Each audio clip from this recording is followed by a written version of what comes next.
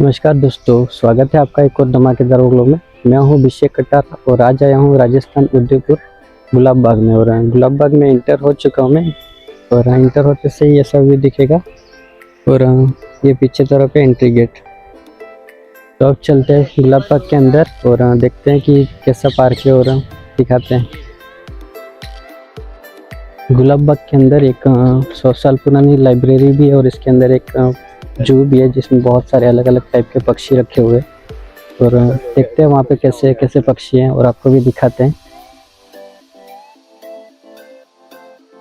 हम बर्ड के पास में आए थे, लेकिन क्या बोलते हैं, मंगलवार है, मंगलवार के दिन बंद रहता है। यहाँ पे लिखा हुआ है कि बंद है, मंगलवार को अवकाश रहता है। हमारी फूटी किस्मत, आज के दिन वापस जाना पड़ेगा, हम गलत दिन आ गए। चलते हैं दूसरी जगह, दिखाता हूँ आपको। वैसे आप आ सकते हैं, मंगलवार को छोड़ के कभी भी आ सकते हो, तो जा सकते हैं अंदर। अब चलते हैं दूसरी तरफ।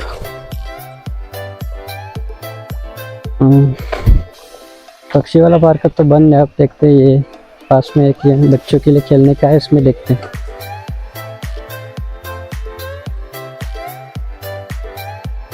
वहाँ पे जा नहीं सकते, बंद है, तो इधर ही देखना पड़ेगा।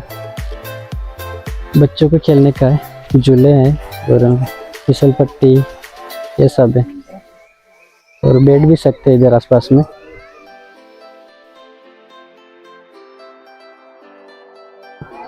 वैसे बहुत बड़ा ये।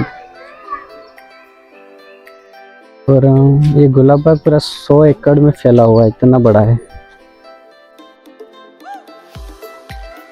इस गार्डन में पेड़ बहुत पुराने पुराने। आप एक नीम का पेड़ देख सकते हो, बहुत बड़ा पेड़ है, बहुत बड़ा। मैं इतना पेड़ कभी देखा नहीं, इतना नीम का। और एक ये 2 पेड़ है नीम के, बहुत बड़े बड़े। और एक ये पता नहीं कौन सा है, ये भी बहुत बड़ा पेड़ है। मैं कभी देखा नहीं इतने बड़े पेड़ नीम के, ये फर्स्ट टाइम देखा। और ये बच्चों के खेलने का है, फिसलन पट्टी बोलते हैं इसको। वहाँ गार्डन से निकलने के बाद अब आ गए दूसरे साइड। यहाँ पे फ्लावर रखे हुए डिफरेंट डिफरेंट टाइप के, शायद से।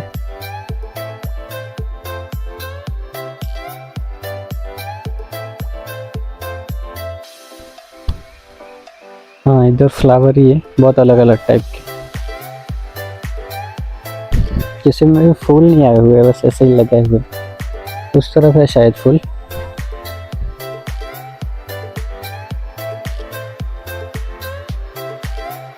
चलते हैं।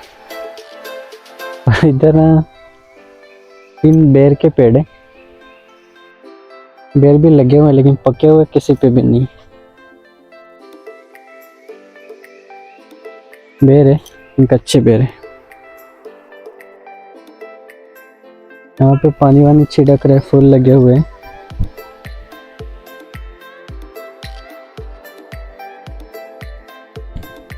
इसके अंदर गुलाब के फूल है, बहुत सुंदर लग रहा है गुलाब।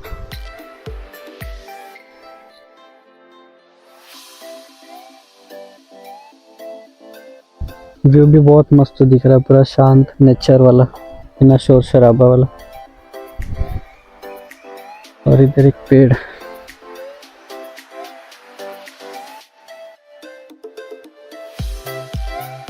पूरा फूल है, लेकिन सब में लगे हुए फूल नहीं है, ऐसे ही है। किसी किसी में लगे, किसी किसी में नहीं लगे। सारे अलग अलग कलर के फूल आपको दिखाता हूँ, कितने कलर है।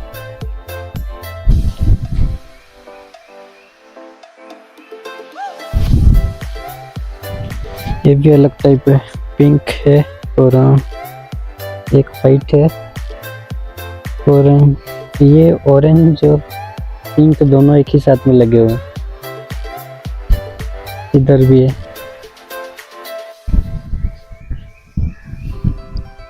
इधर भी है, सब में फूल ही फूल है। और इधर बीचों बीच में फव्वारा भी है, वो चल नहीं रहा ना, इसके अंदर पानी है। और एक स्त्री का फोटो अंदर।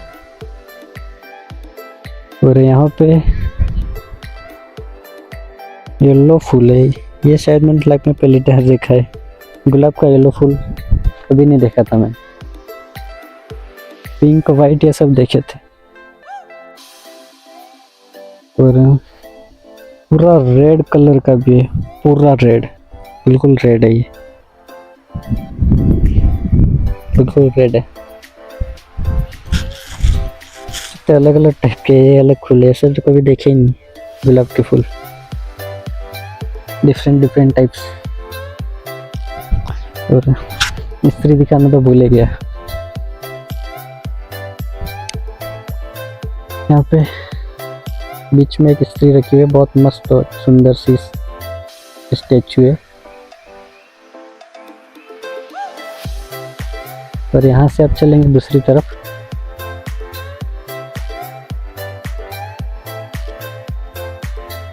यहाँ से फ्लावर पार्क से निकलने के बाद हम इधर आए, नवलखा महल, और इसके अंदर चलते हैं। और यहाँ पे एंट्री फीस 30 रुपीज़ है, चलते हैं अंदर। और इसके बाहर का व्यू आप दे सकते हैं, ऐसा म्यूजियम है ये, नवलखा म्यूजियम। और यहाँ से एंटर होने का है। और यहाँ की टिकट 30 रुपीज़ है दोनों साइड।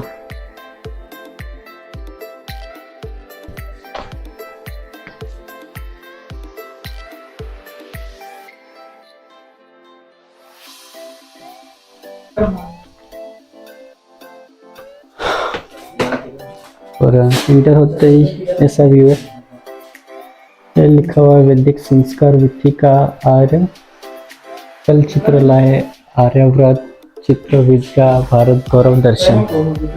और देखते हैं, अंदर जाने से पहले शूज को निकालना पड़ता है।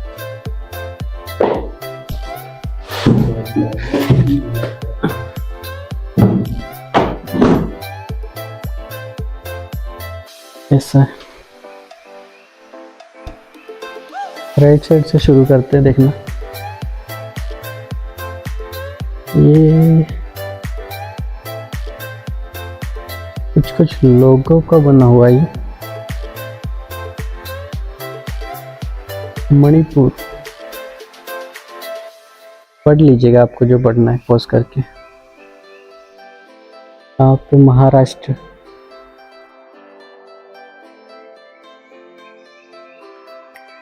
अच्छा ये वो है कि सभी अलग अलग राज्यों की जैसे शादियाँ होती है वो सब दिखाया गया अलग अलग। तो अब समझ आ रहा है कि ये केरल,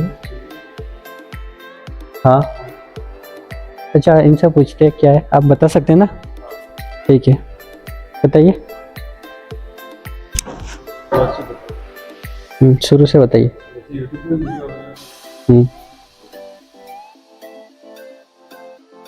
ये राजस्थान का बता रहे सर। अलग अलग राज्य की वेशभूषा बता रहे बताने के लिए क्यों लेकिन मुझे 16 संस्कार है भारत के आजाद।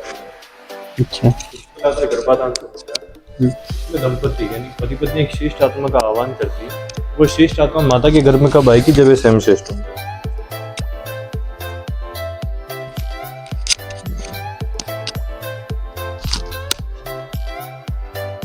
और शास्त्रों में ऐसा वर्णित है कि गर्भाधान के पूर्व कम से कम 1 वर्ष तक का ब्रह्मचर्य का पालन करना चाहिए, उसके बाद गर्भाधान करना चाहिए, तभी जाके इनको उत्तम और श्रेष्ठ संतान प्राप्त होगी।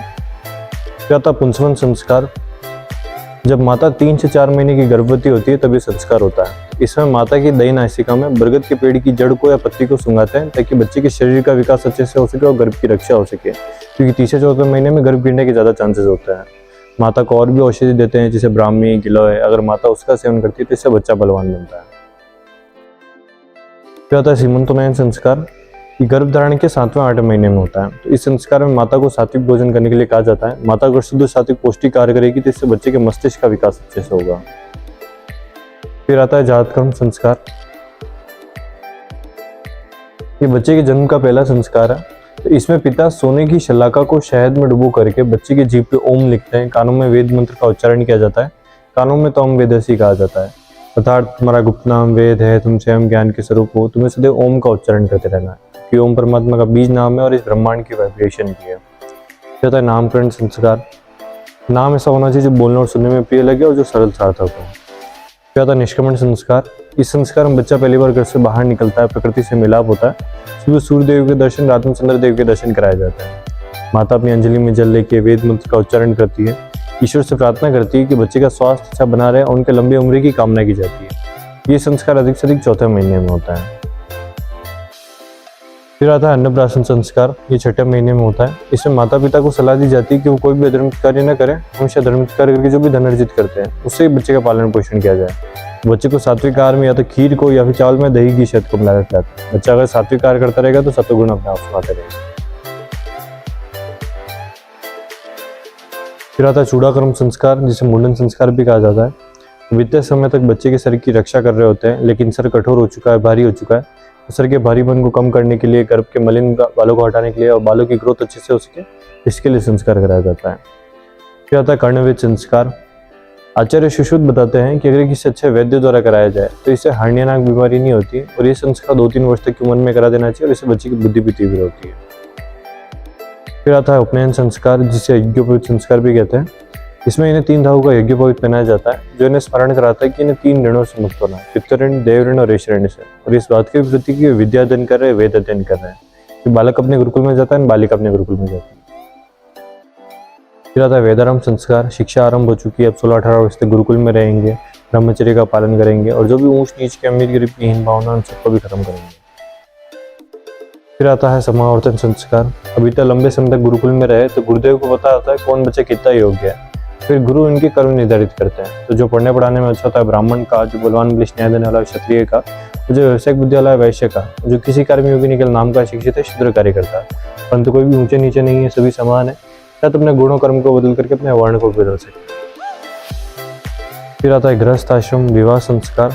इसमें वेद मंत्र द्वारा बताते हैं कि पति पत्नी का एक दूसरे का कर्तव्य है, क्या धर्म है, या खुशहाल और अच्छी जिंदगी जीने के लिए प्रेरित करते हैं। और विवाह संस्कार का मुख्य उद्देश्य के लिए एक अच्छी संतान की प्राप्ति करना है। फिर आता है वानप्रस्थ आश्रम। गृहस्थ आश्रम का त्याग करते हैं, वन में जाते हैं, वन में जाकर के गुरुकुल खोलते हैं, शिष्य बनाते हैं, शिष्य को धर्म अधर्म के बारे में बताते हैं और अपने जीवन का अनुभव देते हैं। फिर आता है संन्यास आश्रम। पूर्ण रूप से मोह माया का त्याग कर देते हैं, न तो किसी खास बन के रहते हैं, न तो किसी को खास बनाते हैं। फिर अंत में आता है अंत्येष्टि संस्कार। अपना शरीर पंच तत्वों से मिलकर बना होता है, तो पंच तत्वों में विलीन करने के लिए संस्कार होता है। बताया जाता है कि जितने मरे हुए व्यक्ति का वजन होता है उसी मात्रा में घी का प्रयोग करना चाहिए और उसके डबल सामग्री का, तभी जाके वातावरण को शुद्ध कर पाता है। अगर कोई इतना नहीं कर पाए तो कम से कम 21 किलो घी का तो प्रावधान होना चाहिए। तो व्यक्ति गरीब है तो समाज वालों को शक्ति की मदद करनी चाहिए। और देख सकते हैं सर ने बहुत अच्छी जानकारी दी है और सर का धन्यवाद इतनी अच्छी जानकारी देने के लिए।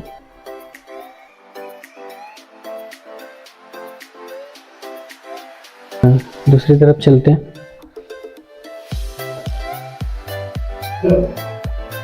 और ऐसा भी है इधर अंदर देवी थी और यहाँ पे कोई राजा की फोटो है और यह ब्रह्म विश्वर देव्यानंद जीवन कथा जो पढ़ सकते किसी को अगर पढ़ना हो तो।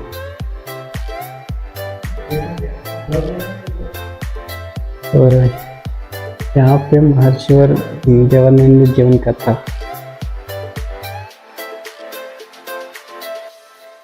ऐसा है। और इधर है भारत की ऋषि परंपरा और इधर ऐसा है देख सकते हो। और भी अंदर है और यहाँ पे सिस्टम अच्छा है कि जैसे अंदर जाते हैं लाइट अपने आप से ऑन हो जा रही है। और ये देख सकते हैं अंदर और ऐसा है। और जानता भी नहीं कितने अलग अलग हैं सबके नाम, I don't know. Shri Krishna Charitram सब अलग अलग है। म्यूजियम है बहुत पुराना, मेवाड़ दर्शन। इसमें लाइट नहीं लगी वैसे, देख सकते हैं अच्छा जली लाइट, मेवाड़ दर्शन। और इससे आगे चलते हैं और यहाँ पे अंदर आने के बाद जैसा व्यू है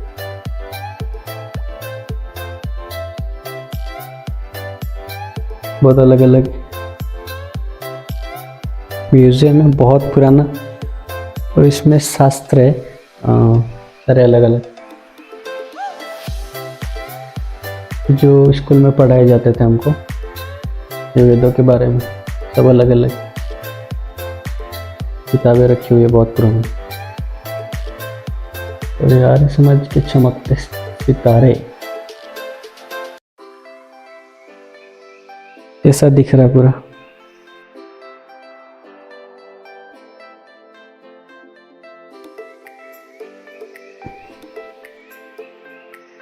भारत के महान स्तूप लाला लाजपत राय, इनको जानता हूं मैं।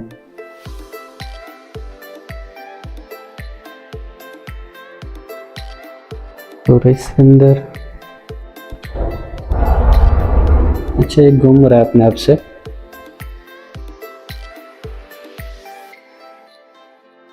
आप लोग आ सकते हो उदयपुर में, बहुत ही मस्त है, बहुत ज़्यादा। म्यूजियम है बहुत बड़ा, इसमें सभी जानकारी दी हुई है, सभी अलग अलग जो आपने शायद पढ़ी होगी या फिर कभी पढ़ी नहीं होगी ऐसा।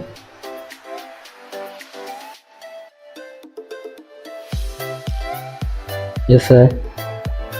और अंदर चलते हैं। ऐसा इधर कुछ लिखा हुआ था, शायद मैं भूल गया दिखाना। ईश्वर उवाच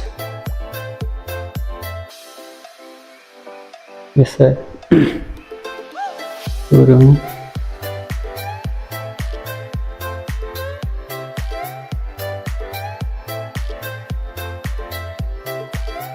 सारे जो पहले ब्राह्मण ये सब थे पुराने, वो सब इधर बना हुआ है, चित्र दर्शाया गया चित्र के जरिए। और इससे आगे नहीं जा सकते, कांच लगा हुआ है, बंद है। फिर गेट है, खोल सकते नहीं, बंद है, ये खुल नहीं रहा है।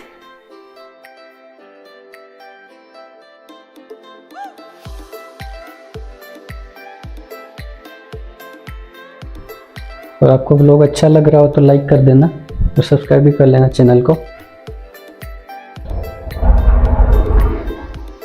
ये सिस्टम अच्छा है, जैसे कोई अगर आ रहा है तो अपने आप से लाइट ऑन हो जा रही है, और ये कुछ सिस्टम लगे हुए अपने आप से घूमने लगते हैं। और ये मेरे फ्रेंड लोग हैं दो।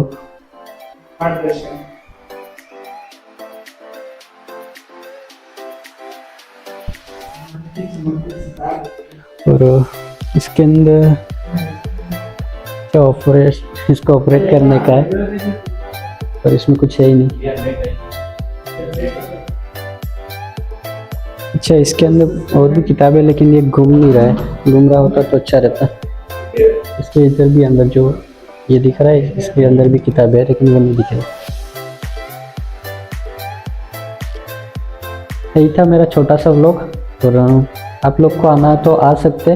राजस्थान उदयपुर में गुलाब बाग के अंदर नवलखा पार्क, क्या बोलते हैं, नवलखा महल के नाम से, तो आ सकते। म्यूजियम है बहुत बड़ा। और आप लोग को मेरा व्लॉग अच्छा लगा हो तो सब्सक्राइब करें, और अपने फ्रेंड लोगों को या दोस्तों को या फैमिली को शेयर करें। और व्लॉग देखने के लिए धन्यवाद।